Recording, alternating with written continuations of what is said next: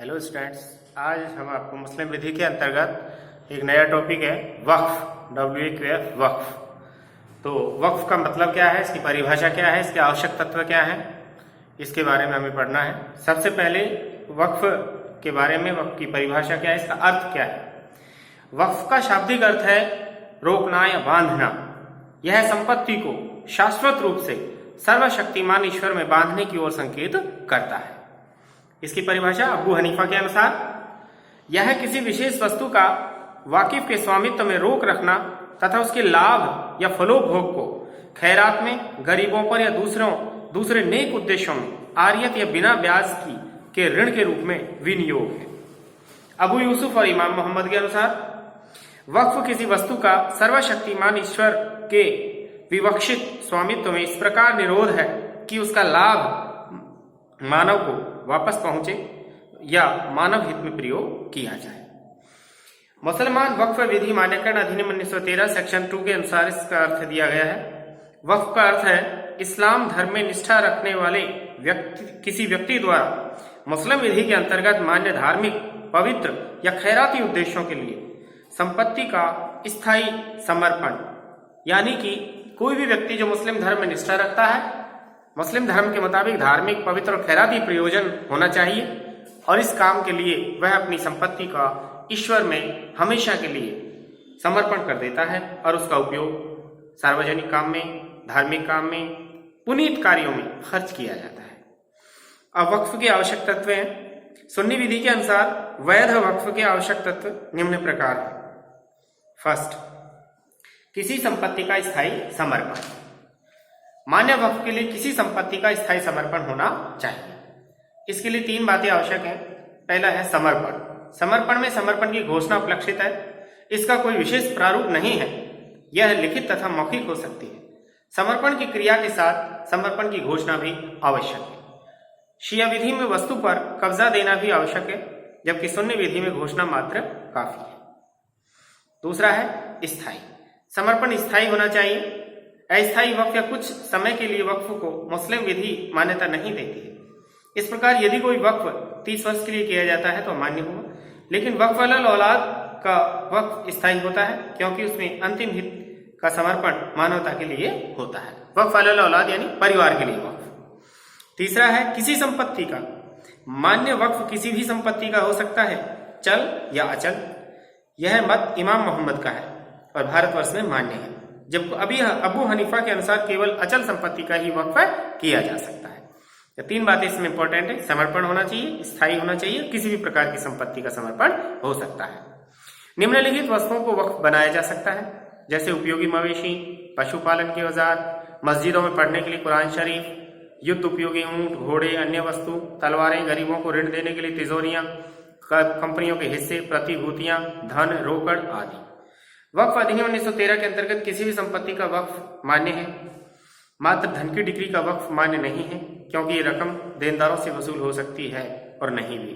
इसी प्रकार विधवा के मेहर ऋण का वक्फ भी मान्य नहीं है, क्योंकि ये विधवा को भुगतान हो भी सकती है और नहीं भी। लेनदारों को धोखा देने के उद्देश्य से संपत्ति का वक्फ मान्य नहीं है। वाकिफ यदि ऋणी है तो सब ऋणों का भुगतान करके ही संपत्ति का वक्फ करना चाहिए। अगर ऋणों का भुगतान किए बिना वक्फ किया जाता है तो हनफी विधि में वक्फ संपत्ति के ऋणों का भुगतान किया जाएगा और शिया विधि में नहीं। तो पहली बात हुई कि किसी भी संपत्ति का स्थायी समर्पण होना चाहिए, और दूसरा है इस्लाम धर्म में निष्ठा रखने वाले व्यक्ति द्वारा। मान्य वक्फ के लिए दूसरा आवश्यक तत्व यह है कि वह इस्लाम धर्म में निष्ठा प्रकट करने वाले व्यक्ति द्वारा किया जाए। व्यक्ति से तात्पर्य ऐसे व्यक्ति से है जिसने भारतीय वयस्कता अधिनियम के अंतर्गत 18 वर्ष से 21 वर्ष की आयु पूरी कर ली हो। यानी यदि कोर्ट के द्वारा संरक्षक नियुक्त है तो 21 वर्ष की आयु का होना जरूरी है, और स्वस्थ चित्त हो। ऐसा व्यक्ति अपनी कुल संपत्ति या उसके हिस्से का समर्पण करने के लिए सक्षम है। अगस्ती की तरफ से किया गया वक्फ अमान्य होगा। व्यक्ति की दूसरी योग्यता है कि इस्लाम धर्म का अनुयायी हो। वक्फ मान्य कार्य अधिनियम 1913 के अंतर्गत और वक्फ अधिनियम 2013 में भी ये बता दिया गया है कि अब मुसलमान होना ही जरूरी नहीं है, बल्कि गैर मुसलमान भी वक्फ का सृजन कर सकता है। एनी पर्सन, 2013 के संशोधित एक्ट में भी कहा गया है कि एनी पर्सन, कोई भी व्यक्ति वक्फ का सृजन कर सकता है। अमीर अली के अनुसार ऐसा व्यक्ति वक्फ का सृजन कर सकता है, परंतु कानून यह अपेक्षा करता है कि जिस उद्देश्य के लिए वक्फ का सृजन किया जाए वह समर्पण कर्ता के धर्म के अनुसार और इस्लाम के सिद्धांतों के अनुसार वैध हो। मुस्लिम विधिवेत्ता के अनुसार वक्फ का निम्नलिखित वर्गीकरण किया गया है।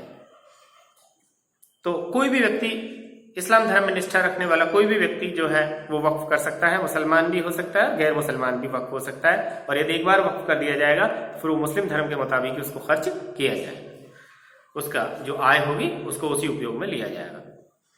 तो मुस्लिम विधिवेत्ताओं के अनुसार वक्फ का वर्गीकरण निम्नलिखित तरीके से किया जा सकता है। धनी व गरीब लोगों के लिए वक्फ का सृजन, जैसे स्कूल, अस्पताल आदि।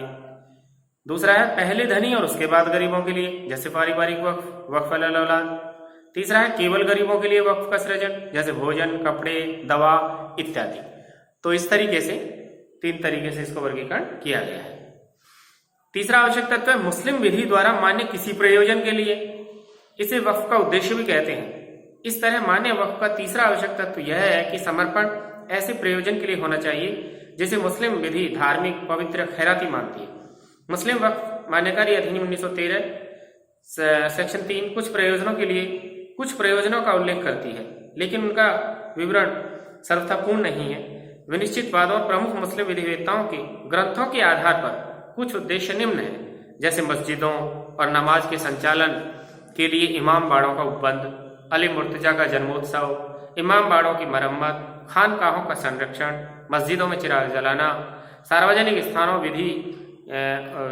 स्थानों व निजी मकानों में कुरान खानी, गरीब रिश्तेदारों और आश्रितों का भरण पोषण, फकीरों को दान, किसी ईदगाह को दान, कॉलेजों को दान, पुल, कारवां, सराएं, मक्का मदीना के लिए हज की यात्रा के लिए मदद करना, मुहर्रम के महीने में ताजिए निकालना, धार्मिक जुलूस निकालना आदि सब कामों के लिए वक्फ किया जा सकता है।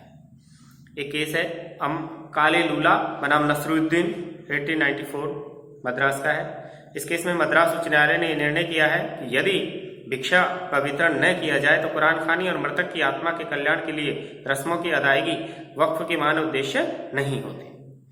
इलाहाबाद, अवध और कलकत्ता उच्च न्यायालय ने नौकरों के भरण पोषण हेतु वक्फ को मान्य माना है।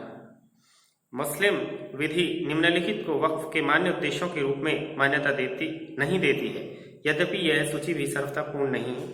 जैसे इस्लाम धर्म द्वारा निषिद्ध उद्देश्य, जैसे मंदिर का निर्माण, गिरजाघर का निर्माण, इनके लिए वक्फ नहीं किया जा सकता। शिया विधि के मुताबिक वाकिफ की सांसारिक संपत्ति की मरम्मत के लिए किया गया वक्फ भी अमान्य होता है। उद्देश्य जो अनिश्चित हो और प्रतिवर्ष संस्थापक की मृत्यु दिवस पर कच्ची महीने लोगों की दावत में कुछ रुपये खर्च करने का निर्देश मान्य उद्देश्य नहीं है। उद्देश्य अनिश्चित है तो अमान्य होंगे, अतः वक्फ के उद्देश्य निश्चित होने चाहिए।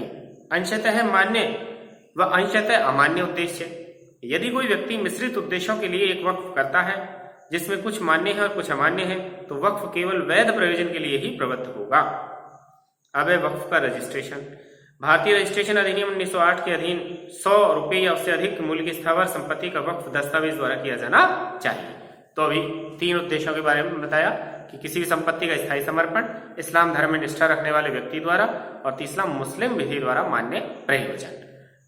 बाकी नेक्स्ट अगली क्लास में। Thank you.